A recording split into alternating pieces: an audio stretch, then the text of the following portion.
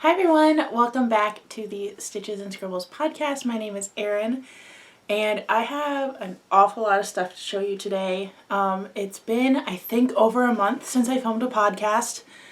As you guys know, I've been kind of batch filming a lot of stuff and doing that because I had a feeling it was going to be a really busy fall season for us.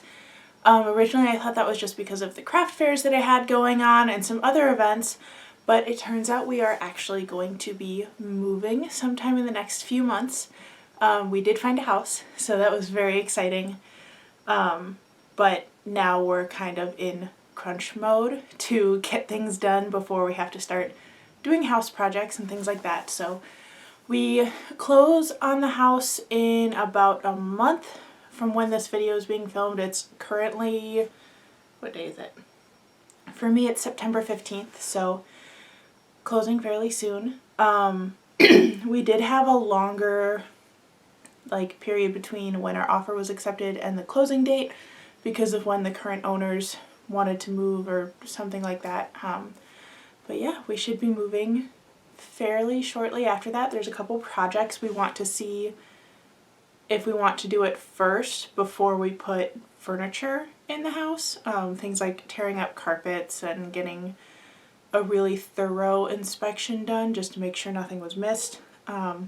Figured that'd be easier to do without furniture, so as soon as those things are done, we'll start the moving process, which probably means that I'll be doing a little bit more pre-filming stuff until the closing date.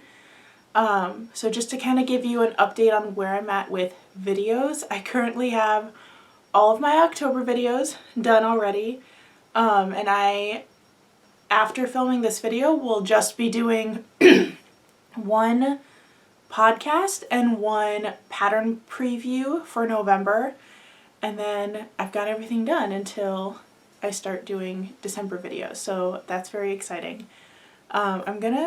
I think I've already mentioned this in a couple podcast episodes, but I am planning on doing Vlogmas in December, but I'll probably wait until the November episode of the podcast to really go into detail of what I think that's going to look like.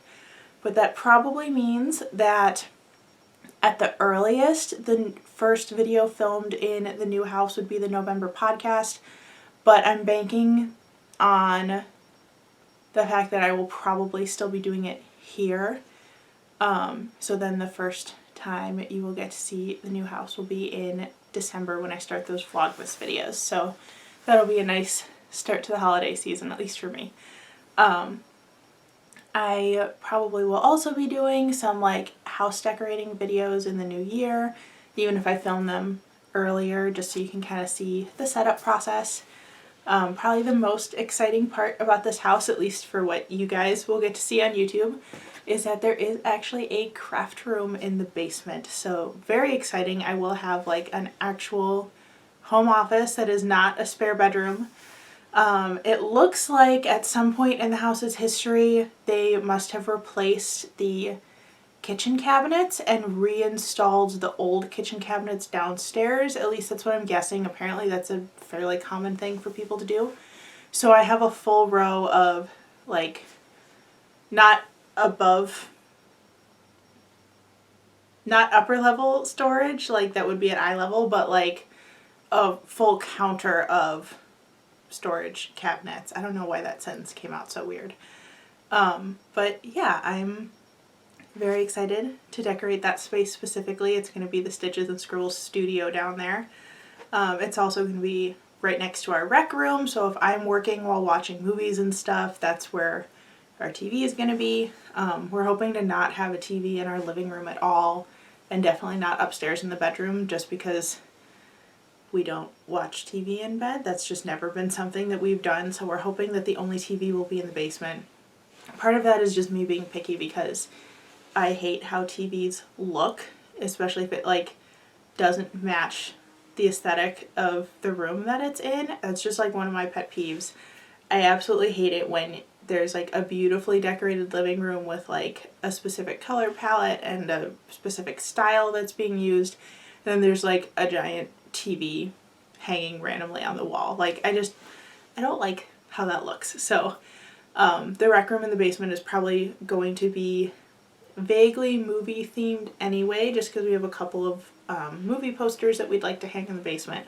So TV works with that. But otherwise, like, if we are watching something in a room that doesn't have a TV, we just bring our computer or laptop with us, so we don't really see a need to have one elsewhere in the house. Plus, like, that way if one of us has to, like, go to bed early, the TV's in the basement, so you would not be able to hear it from all the way upstairs, which is kind of nice. But yeah, I'll have more house content for you after we move in and get ready. So I am a little sad that I probably will not be able to do any Halloween events in the house because it's too close to the closing date. If we do anything Halloween, it'll be just like maybe a small gathering with friends. But my new neighborhood like really goes all out for Halloween, so I'm very excited for Halloween next year. That'll be exciting, but probably the first like round of events we can do in the house will be like Christmas holiday parties and stuff like that. But let's dive into the crafty stuff because I know that that's what you're actually here for. I do not have a ton of WIPs to show. I think I only have 3 actually, just because a majority of my time the last few weeks has been spent on making craft fair items. At this point, it's October, so you will have seen 3 of my plushie videos, I believe, that Crochet With Me is. That was my attempt to try to blend making craft fair items with my YouTube content to make things a little easier on myself. So you'll see a couple more of those over the next 2 months. I have one for October and one for November planned, but those were items that I'm like currently still selling. So all of that being said means I don't actually have a ton of WIPs to show you because most things are going directly into my craft fair stash, which you either have already seen in a video or you will be seeing it and it's in a bin in the garage, so I'm not going to go get it out just to film this video. But I've been doing lots of like knitting machine hats and twisted headbands and infinity scarves, and those tutorials for the knitting machine are on my channel already, so you can check those out. They should be in a playlist called Craft Fair Ideas. I just did a bunch of easy tutorials of the stuff that I sell.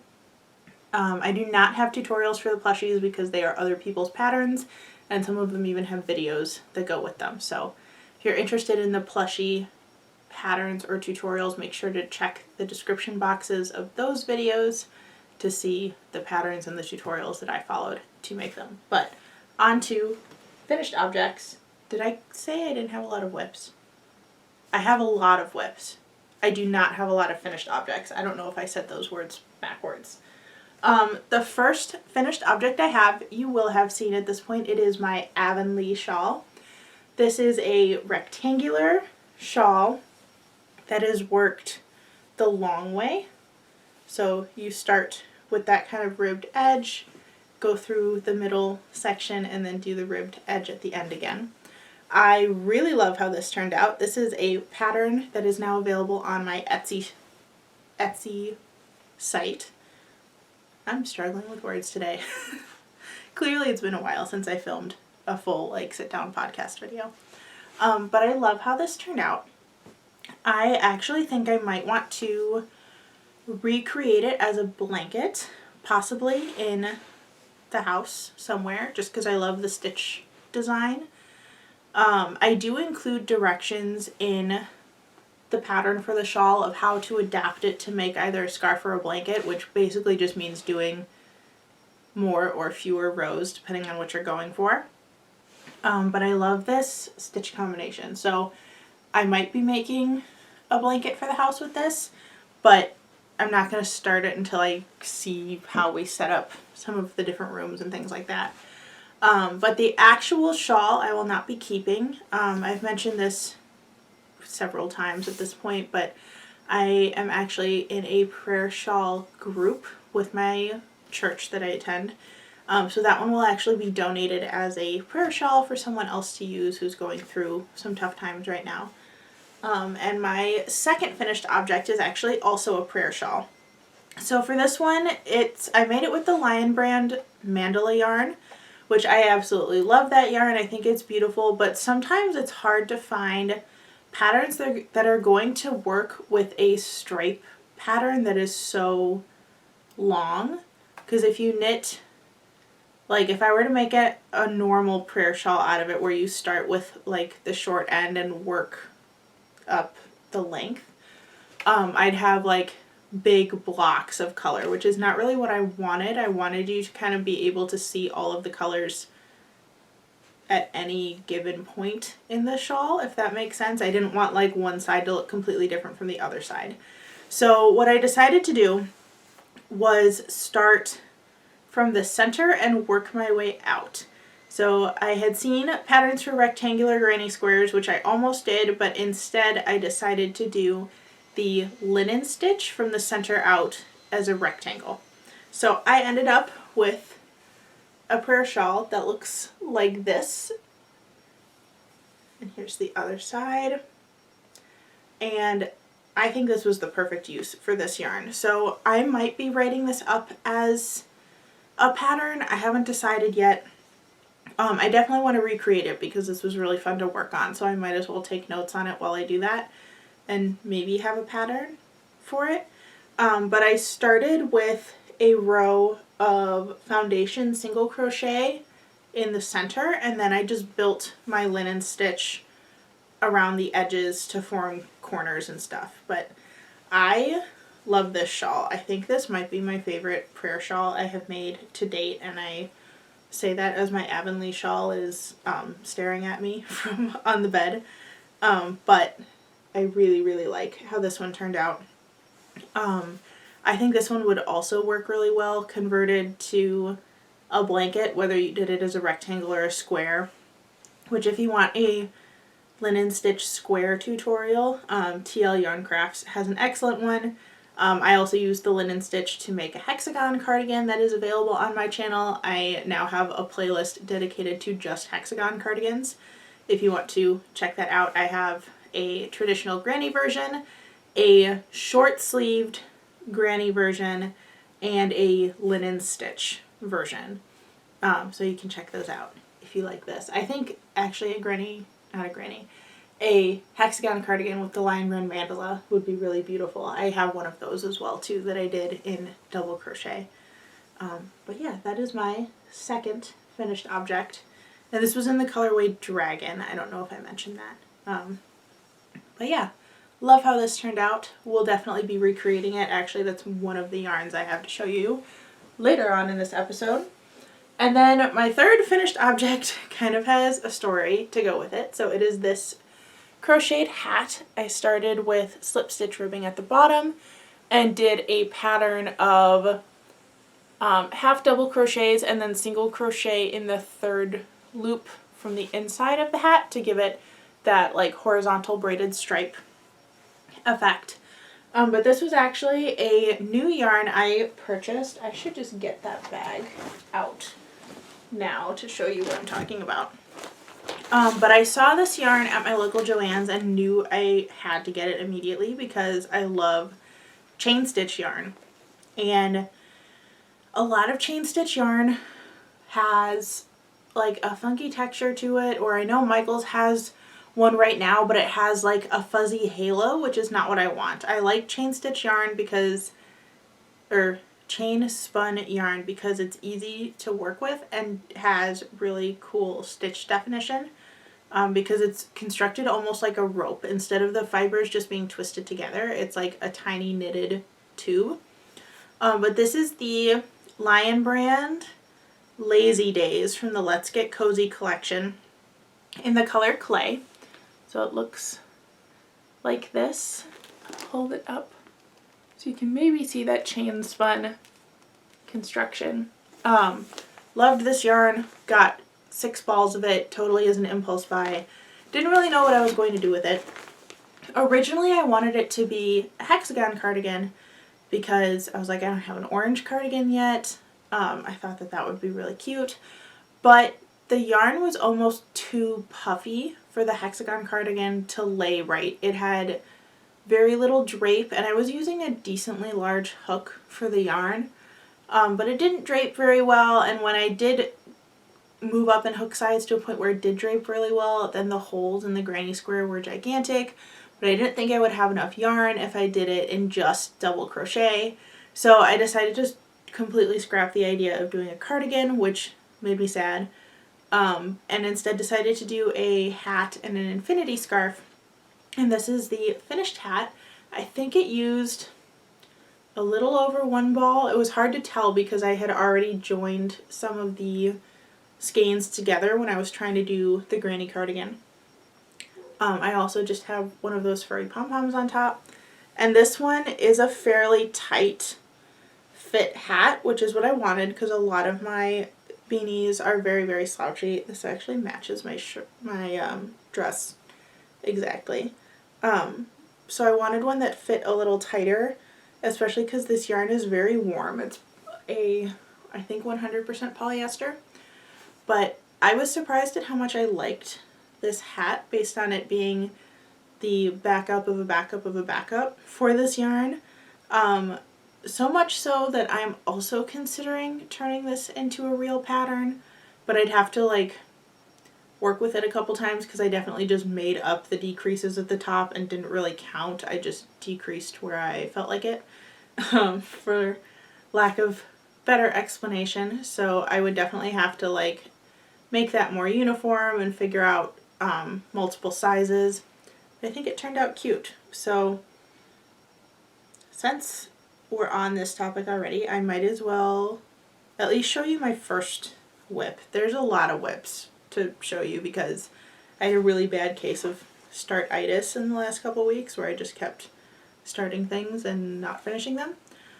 This is all I've got so far for the matching infinity scarf, but I think I'm going to do the slip stitch ribbing on the edges of the scarf and kind of construct it almost like my Avonlea shawl, where this is the edges and then I do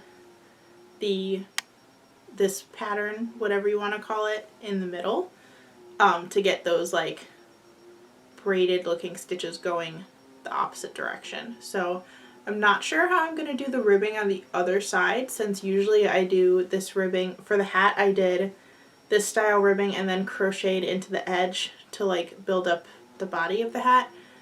So I'm gonna have to be creative with how to do this ribbing on the other side and like build it back into the stitches I've already done. So I think I have a way to do that. I've also got like 3 full balls and maybe a 4th full one left from what I untangled from trying to do the hexagon cardigan.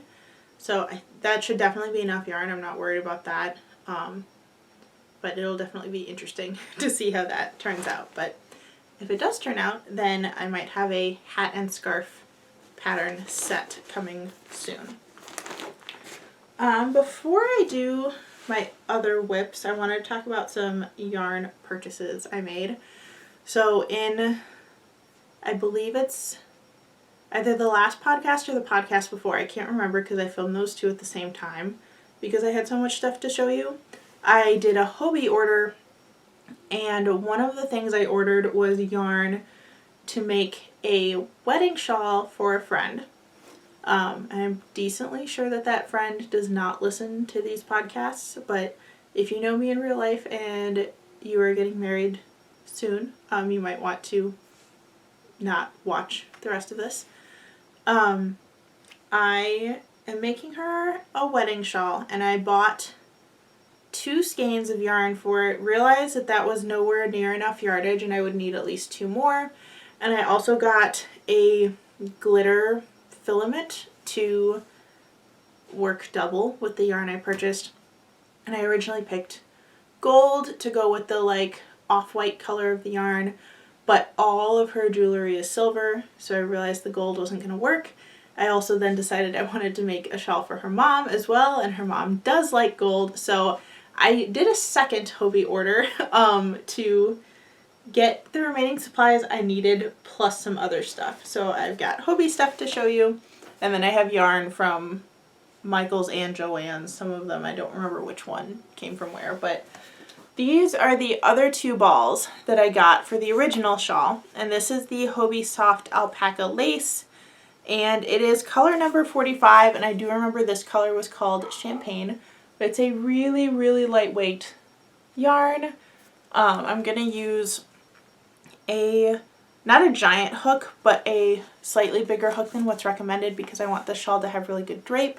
And I'm thinking that it's probably going to be a virus shawl just because that big like open lacy stitch will look really nice. Especially because the yarn's got a little bit of fuzz to it, so having those bigger lace sections will still translate even though it's slightly fuzzy. So there's that. And then I got the Glitter Deluxe fiber filament. I don't know what you would call this. It's not yarn, but it's the like sparkly cord that you can hold double with any yarn to make a glitter yarn.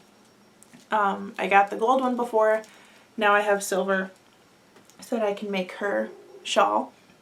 And then for her mom, I got 4 balls of the soft alpaca lace in color 21, which is this very deep navy blue. It's looking more royal blue on camera, but it is definitely a navy. And I'm going to pair that with the gold glitter stuff that I got in the last order. Other things I got from Hobbii, I had some points built up from multiple orders. So I traded some of those points in for Happy Toes, which is a 75% wool, 25% polyamide superwash wool sock yarn.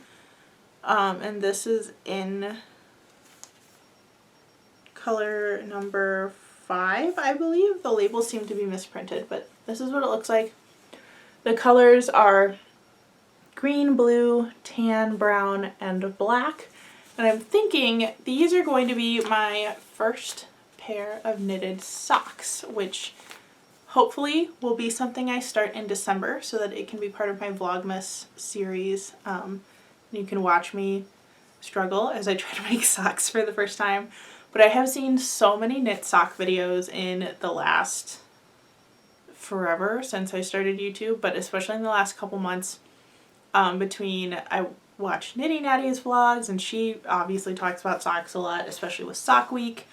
And I also started subscribing to Eliza OK on YouTube, and she's working her way through the 52 Weeks of Socks book.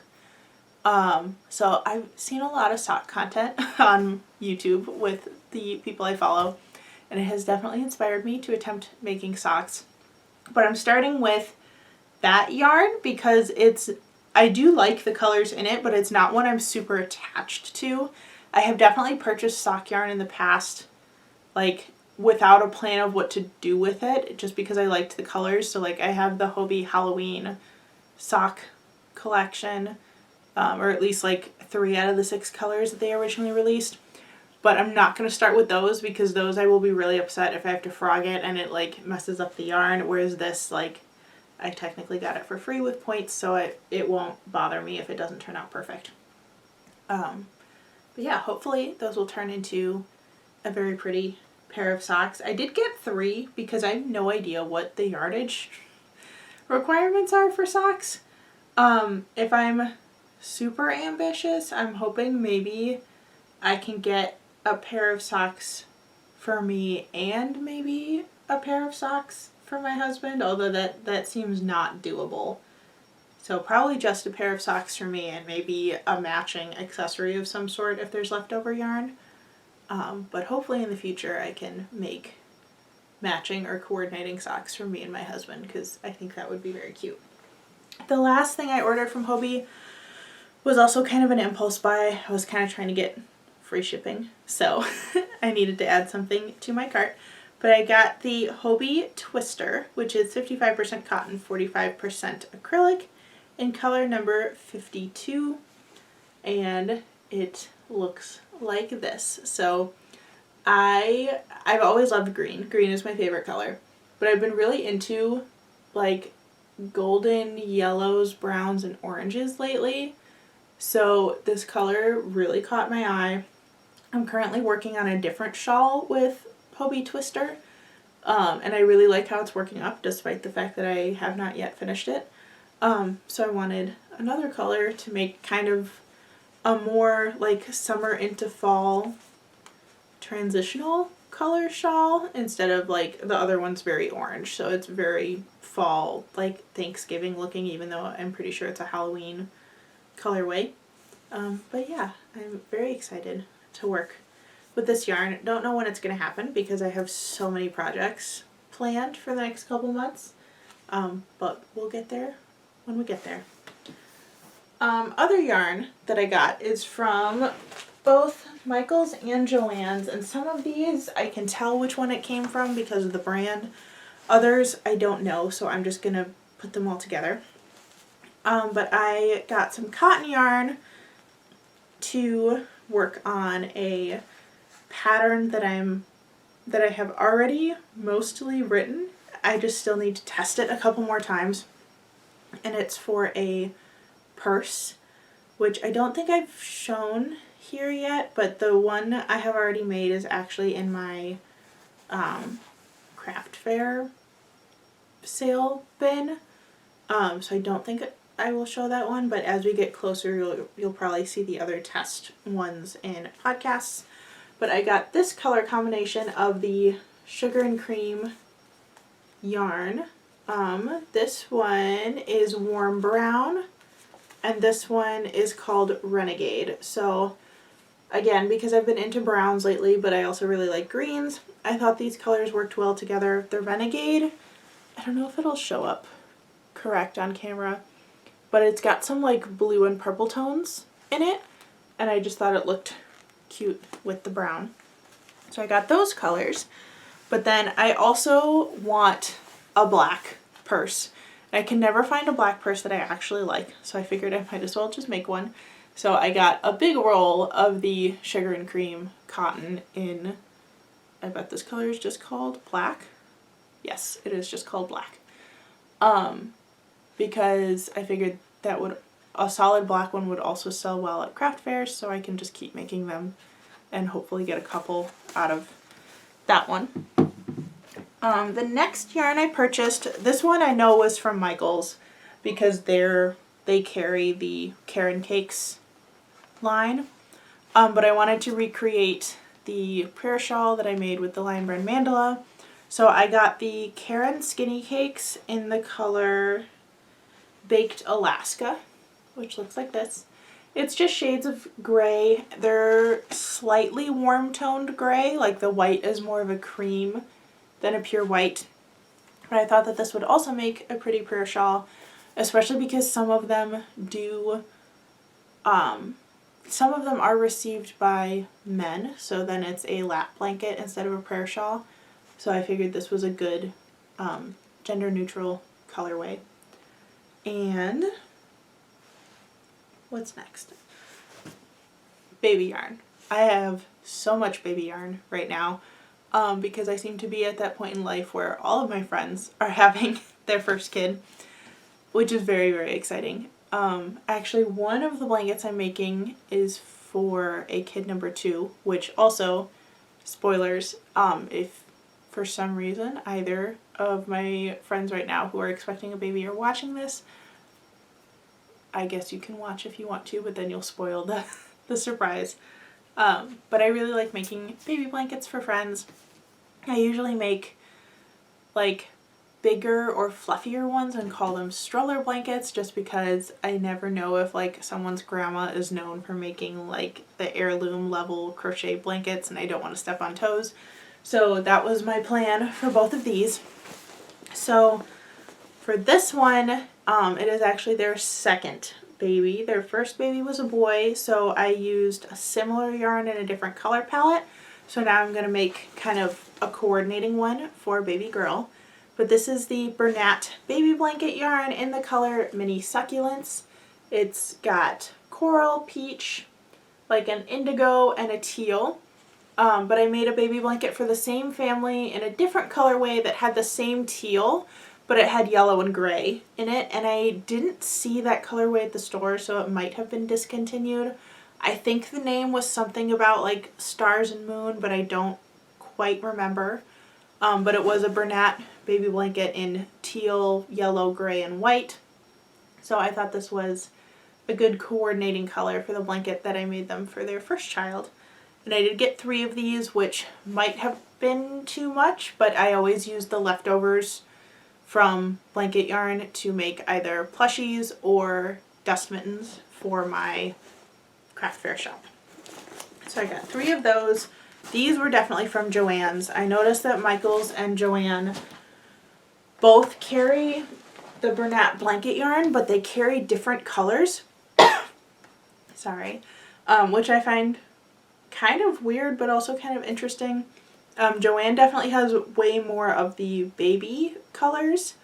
And just more colors in general, but there are some colors that only Michaels has, so I don't know if that's like just my stores or if that's all stores, but it means I have to go to both to get the colors I need, especially for those plushies that I've been making, because those are also with the Bernat blanket yarn. The other baby blanket I'm making is for a friend who is expecting baby number 1, and at the time I'm filming this, they are not 100% sure on whether or not it's a boy or a girl yet, but she did tell me what color they're painting the room, so I'm going purely off of that. But she wants to paint the baby's room like a sage green color, and she said keep it fairly neutral, and they'll add like a pop of color or like change up the theme depending on if it's a boy or a girl. So I decided to just stick with the like sage olivey green idea. So I have, this is Big Twist Hush in the color olive, and it is 100% polyester. It's this really lusciously soft, very thick yarn. I think it's a 5 weight. Yeah, it's a 5 bulky. So I have 2 of those, and I have 1 in the color birch to do a border. I'm not sure how much yardage or how much, I'm not sure how far the yardage in these skeins will go. There are 219 yards in there, and it is a bulky yarn, but I know they currently still have the yarn in case I need to go back. Ideally, I would like to make the baby blanket and then make something matching for Mom with that set, just because it would be cute, but I'll have to see how far I get with the yarn that I have. Moving on. I have so many WIPs, it's kind of ridiculous, and I'm trying to figure out like what order I want to go in. You already saw my orange scarf set. I usually like separate my WIPs by what room they live in. So I have a basket of WIPs that for now is in the like TV room at my parents' house, and those are all WIPs where I don't need to count, is basically the rule for that bucket, because they're the ones that I work on while watching movies and stuff. So I try to keep them fairly simple if they're going to live in that bin. And then usually the ones that I have upstairs here in my like office area in our bedroom are the ones that are for videos, but I don't currently have a project going for a video at the moment, so that has also kind of become just random stuff, but I'll show you anyway. The first one I have in my upstairs WIP bin, I should untangle this, is a Christmas scarf, as you can tell from the colors. This is the Christmas sock wool from Hobie. I think I purchased it a couple years ago at this point. But this is the colors. And this is just a plain garter stitch scarf. I had 1 skein of this and a little left over that I wasn't sure what to do with, so I'm just making a big infinity scarf. I used this last year to make my husband a bow tie, so I wanted something to match when he wears his Christmas bow tie. So I landed on an infinity scarf. Just gonna wind it back up now. And actually the bow tie pattern that I wrote will be coming out in October. So you'll get to see that. I think I showed the finished one a couple podcasts back. I made him an orange one this year with some stripes in it. But that pattern will be out very soon. I don't even know if this is worth showing because it's still so tiny, but I have started a second bow tie design, worked flat and garter stitch, and I'm using the Halloween sock wool from Hobie because he requested a Halloween bow tie in addition to his fall one. So I don't even know if that was worth showing because it's so tiny, but I'm maybe working on a second bow tie pattern that will be worked flat and garter stitch instead of in the round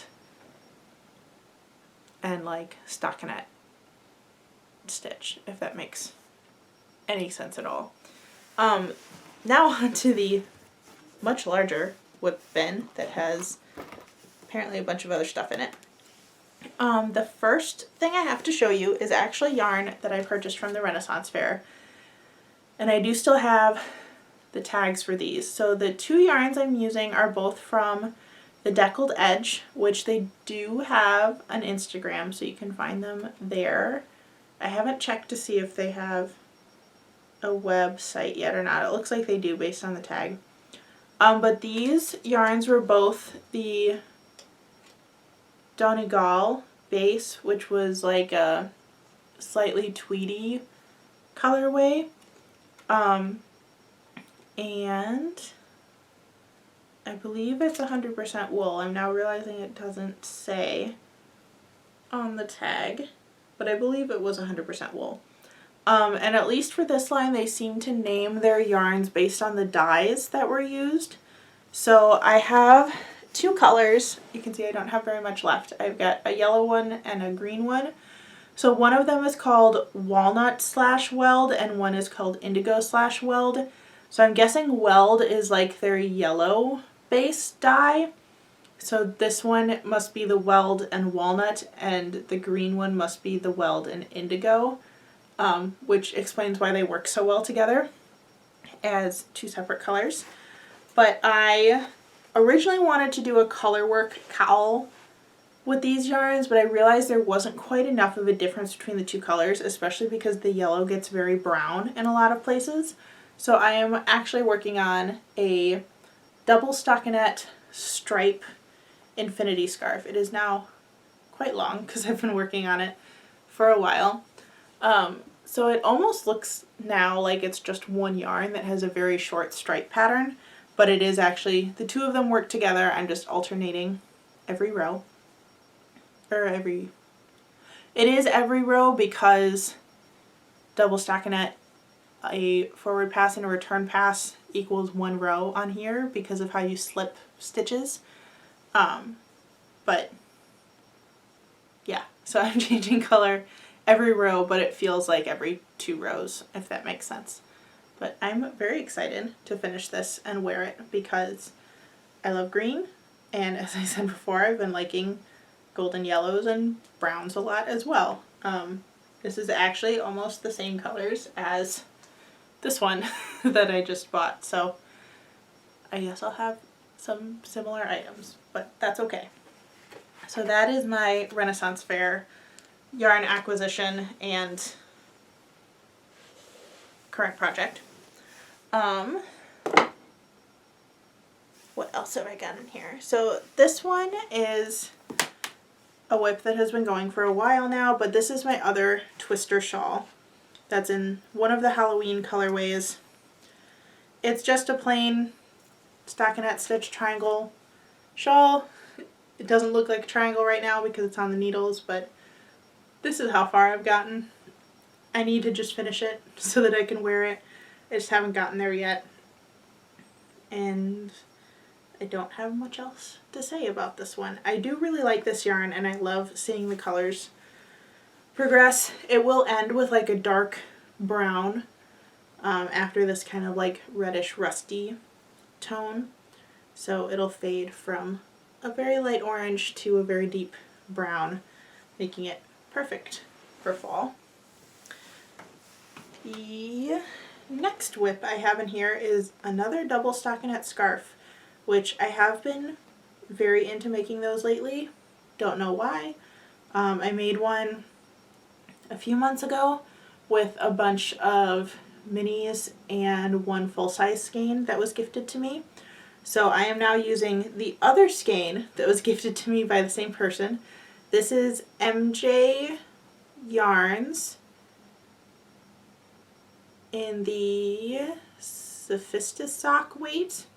I think that's the base used. It's a 75% superwash merino, 15% nylon, 10% tencel, and this is in the color Glacial Falls. The friend who gave me these lives out in the Pacific Northwest, so I believe she got it from a local yarn store out there. And then I'm also using a yarn from the from the Hobby Lobby hand-dyed section. I do not remember the name of this colorway, but it is kind of a cream base with pops of purple, teal, brown, a little bit of pink. So they had very similar tones in them, and I actually picked that Hobby Lobby yarn specifically to match the other one because I wanted some contrast between colors, but I still wanted them to go together. But I'm also doing a double stockinette scarf with this. This one obviously I have not gotten as far in it, but I really like how these colors stripe together. They almost, like the other one, look like it's just one yarn that has some variation in it, but I like that the lighter tones kind of bring out the darker ones a little more and add a little bit more visual interest using the two of them together. There's that one. The other one that I have in here, I know I posted on Instagram, but I actually haven't worked on it in a while, but I am working on a Tunisian honeycomb stitch shawl. I'm trying to figure out how to show this to you without like losing my place. But this is what I've got so far. And I purchased this yarn from somebody who was like selling her stash to clear stuff out. So I believe I only paid like $5 for all 3 skeins. I'm losing a skein of yarn on the floor. But this is the Loops and Threads Wool-like. And I can't see the color name on here. But it's like a pinky purple brown toned or gray toned color. And I'm just doing a very simple, I'm like losing pieces everywhere. That's fine. There's my Tunisian hook so that I don't drop it again. And it's just the Tunisian honeycomb stitch. I'm doing increase stitches on one side to give a triangle shape to the shawl. It'll be slightly asymmetrical, but it's really, really soft and really lightweight and kind of bouncy, has really good drape. Highly recommend this yarn for Tunisian crochet. It's working out beautifully, but this is definitely like a slow project for me. It doesn't come out very often, but I also like don't have an immediate need for it, so it doesn't matter. It was just kind of for fun. And then the last WIP, finally, I actually have half of it done, is a short-sleeved hexagon cardigan. This side is in purple, and this I believe it's one of the Hobie yarns in the like shadow version of it, but it was in a mystery bag, so I don't know exactly what it is. But I'm doing the other side in this nice bright orange, and now I'm realizing I may have lost the crochet hook that goes with this, which would be very, very sad. Yeah, the hook appears to be missing. Well, that'll be interesting to try to figure out what size hook I was using. That's very sad, but I'm working on the other side in orange, so hopefully I can find the hook and finish this in time for Halloween, because that was the goal, was for it to be a Halloween cardigan. But that's it as far as my yarn acquisitions, WIPs. life updates. I did want to talk a little bit about craft fairs. Just because this is now my second year doing craft fairs as like part of my career, I guess. And I definitely learned a lot of things this summer, but I also had a couple things that didn't work out as well as I wanted them to. The big one being that I already had a fairly big event that got canceled. But I do have another one coming up later that hopefully will cover for it. So to talk about the one that got canceled a little bit, I was actually supposed to go back to my hometown where I grew up in Illinois, and they were going to have a fall festival, but it got completely rained out. There was no way it was going to work. We didn't even go. And we got an email the night before saying it was canceled. But I was really excited for that one because it would have been a new group of customers, I guess. And I was curious to see like if it would be really different or not. Just based on what people buy in different states. I don't know. But that one didn't work because it got canceled. I also, like my last couple of farmers markets, I haven't been selling as much, which I'm kind of confused by because I feel like we still have a good number of people coming. And I even put out like new stuff for fall. Like I started putting out my hats and scarves and headbands, but I haven't been getting as many people stopping by, which is kind of disappointing. But I do have one more big craft fair at the end of September, which is also the reason for pre-filming this podcast and possibly some other things, just because I do still have one big event left to prepare for. But now I don't need to make as many items for it because I had that event that got rained out. So I don't need to rush as much as I would have, but there's still some more items I would like to make specifically for that one. Just because I know a lot of people sell Christmassy items at this upcoming one that I'm in. So I'd like to make some more holiday items for that, as well as just hats and scarves, because it'll be end of September by that point, so maybe it'll be cold enough out that people are actually willing to think about hats and scarves. But some of the things I've noticed, first of all, people say the weirdest things to vendors at farmers markets and craft fairs. Not just to me, but like things I've heard them say to other vendors at the craft fair that I'm at. Just to give an example, I usually sit next to a fruits and vegetables vendor that also has bouquets of flowers. And people are just weird about the way that they ask questions, and I'm sure a lot of them don't mean to come off as rude, but I've had a lot of people question, like, looking at melons or fruit and saying, like, well, are they sweet? Have you tried it? Did you, like, basically asking if they checked to make sure their fruits or vegetables were ripe or not, which I'm like, of course they did. Like, why would they sell them if they weren't ready? Like, just, they get weird questions like that. I've also heard people ask them, like, to take apart the flower bouquets that they've made and, like, rearrange them, which, that, like, just get it as is. Like, it's beautiful. I don't understand why people feel like they need, like, that level of customization for things. I also have people come in and I hear them asking about, like, well, do you have this specific type of tomato? Do you have this specific type of pepper or whatever? And sometimes if the answer is no, they're like, oh, well, you should grow them. And sometimes they do have them, they're just not in season yet. So they, like, it just doesn't work that way. But, like, some of the comments that I've gotten that have been kind of strange, I do have a couple people who have tried to, like, haggle prices with me, which is not how that works.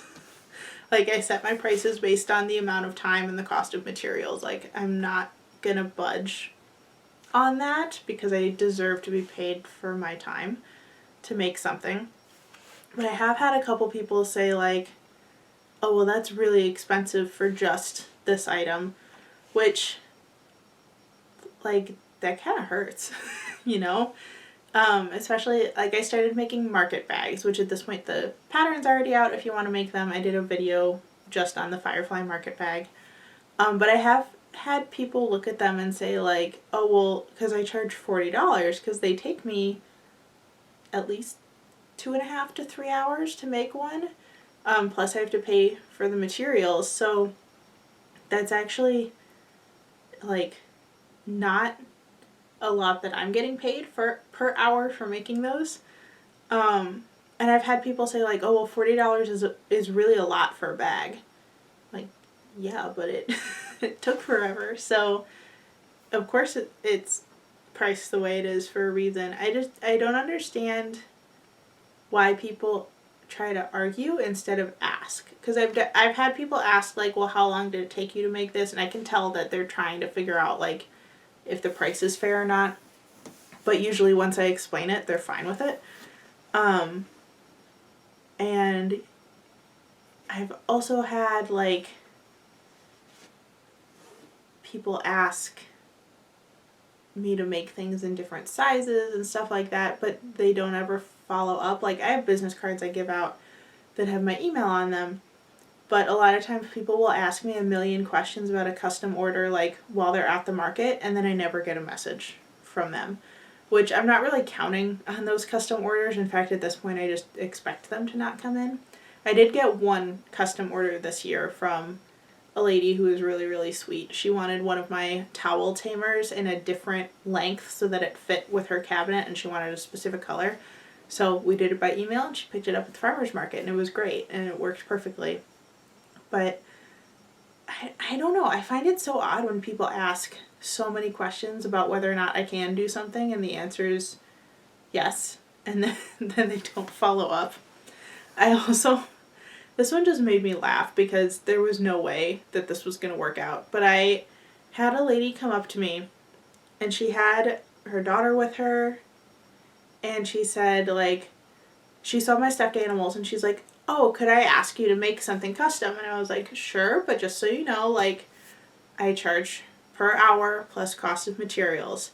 So if it's, like, going to be really complicated, just know that that's going to add to the price.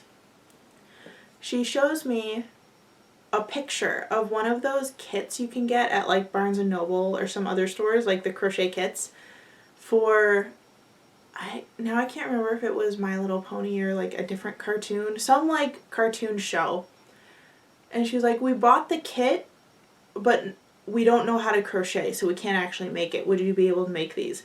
And I remember looking at the picture of the character she wanted me to make, and I was like, this is at least a 4-hour project with the level of detail that it had. So I was like, I'm willing to do it if you're willing to pay for it. And she was like, well, there's no way that would take 4 hours. It's so small. Like, yeah, but there's a lot of little pieces. It must have been My Little Pony, because that's what I'm picturing now. So, like, the legs and the tail and the mane and the way the face was structured.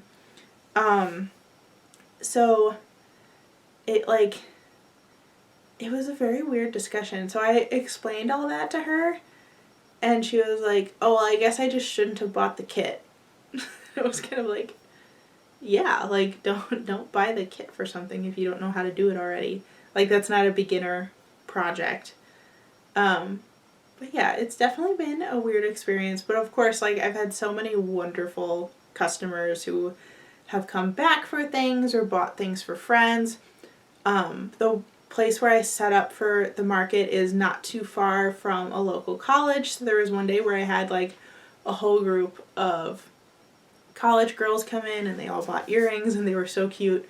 So I absolutely love doing craft fairs. I just kind of wish that, like, there was a little bit more of a courtesy to small businesses and local vendors, because some people are just really weird about how they do things.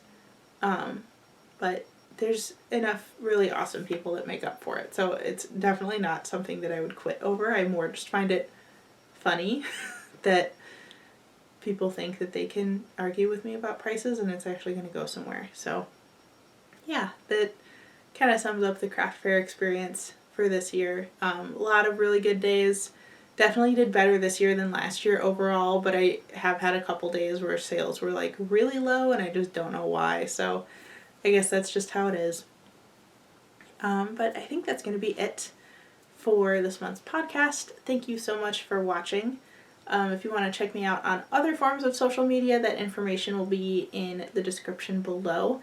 And make sure you hit that subscribe button so that you can be notified of all of my crafty content. Thanks again for watching, and I'll see you in the next one. Bye, everyone.